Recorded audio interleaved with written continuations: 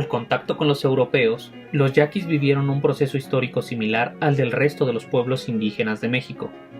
Después del sometimiento militar, los misioneros españoles congregaron a la tribu en 8 pueblos para facilitar su evangelización y civilización. A pesar de eso, los yaquis mantuvieron vivas muchas de sus tradiciones. Otras conocieron un sincretismo con las costumbres cristianas y españolas. Sin embargo, se mantuvieron recelosos de los europeos, a quienes nombraron Lloris. Aunque los intentos por apoderarse del fértil Valle del Yaqui fueron comunes, durante el largo gobierno de Porfirio Díaz se transformó por completo la relación de los gobiernos central y locales con los yaquis. Fue en esa época que las compañías deslindadoras, el crecimiento del número de colonos, los intereses de las empresas capitalistas y la construcción de canales de irrigación provocaron choques violentos continuos con los yaquis, quienes respondieron a los asesinatos de familias indígenas con levantamientos como el de Cajeme y las luchas guerrilleras de Tetaviate.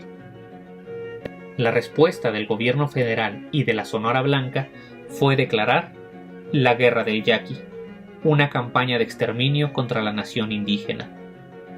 A los asesinatos, la ley fuga y a la política de tierra arrasada se sumó la deportación a Yucatán de indígenas pacíficos, de las mujeres, de los adolescentes y de los niños. Los indígenas yaquis, al igual que los mayos, fueron vendidos como esclavos e incluso trasladados a territorios lejanos como Cuba. La denuncia de esta situación fue hecha por John Kenneth Turner en su famoso libro México Bárbaro.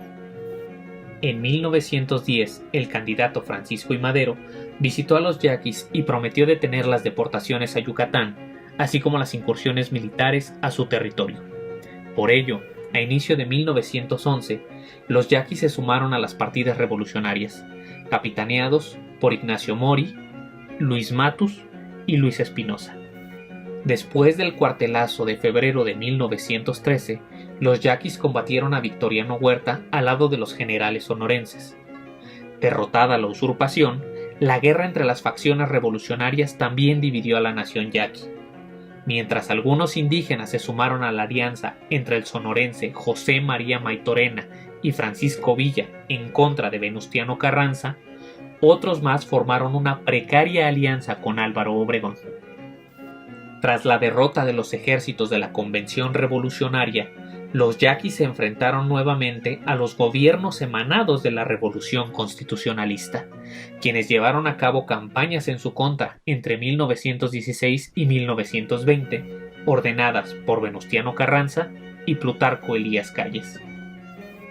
Fue durante la breve presidencia de Adolfo de la Huerta que la paz llegó al Valle del Yaqui.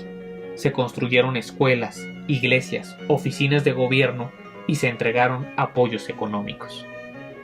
Esto no duró, pues los gobiernos de Obregón y Calles, quienes, como en tiempos porfiristas, buscaron modernizar la región a través de la inversión privada y la explotación capitalista, reanudaron la guerra.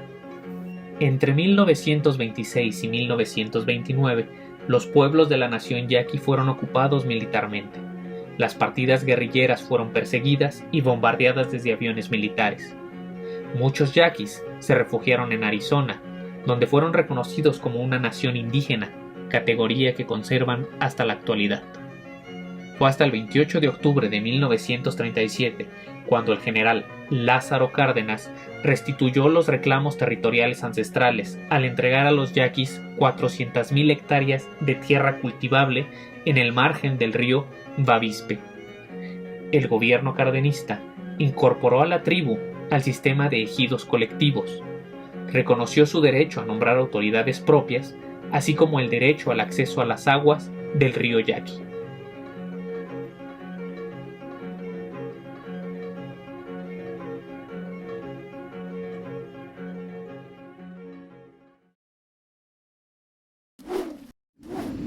Conmemoraciones emblemáticas 2021. Gobierno de México.